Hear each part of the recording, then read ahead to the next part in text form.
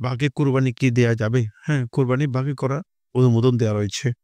জাবির ইবনে আব্দুল্লাহ রাদিয়াল্লাহু আনহু বর্ণিত হাদিস সহিহ মুসলিমের মধ্যে রয়েছে। রাসূলুল্লাহ সাল্লাল্লাহু আলাইহি ওয়াসাল্লাম বলেছেন যে আল্লাহ রাসূল সাল্লাল্লাহু আলাইহি ওয়াসাল্লাম রাখাসা লানা রাসূলুল্লাহ সাল্লাল্লাহু আলাইহি ওয়াসাল্লাম ফিল বাকারাতি আন সাবআতিন ওয়া ফিল জাসুরি আন সাবআতিন। গরুর মধ্যে রাসূলুল্লাহ সাল্লাল্লাহু আলাইহি ওয়াসাল্লাম ৭ জনের পক্ষে কোরবানি করতে অনুমোদন দিয়েছেন। আর উটের মধ্যে ৭ জনের পক্ষে অনুমতি দিয়েছেন। সহিহ মুসলিমের হাদিস। যেহেতু রাসূলুল্লাহ সাল্লাল্লাহু আলাইহি ওয়াসাল্লাম অনুমোদন দিয়েছেন, সুতরাং আপনি আন্দাজে নিষেধ করার কে?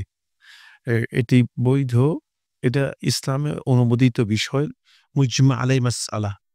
যিনি না জেনে আন্দাজে ফতোয়া দিয়েছেন, তিনি সালাফদের অথবা আলেমদের বক্তব্য সম্পর্কে জ্ঞান রাখেন না। আন্দাজে বক্তব্য দিয়েছেন। এটি মুজমা আলাই মাসআলা।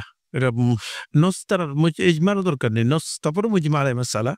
কিন্তু নসেই মূলত ৭ জনের পক্ষ থেকে গরুতে ৭ জনকে অনুমোদন দেওয়া হয়েছে, উটে ৭ জনকে অনুমোদন দেওয়া হয়েছে।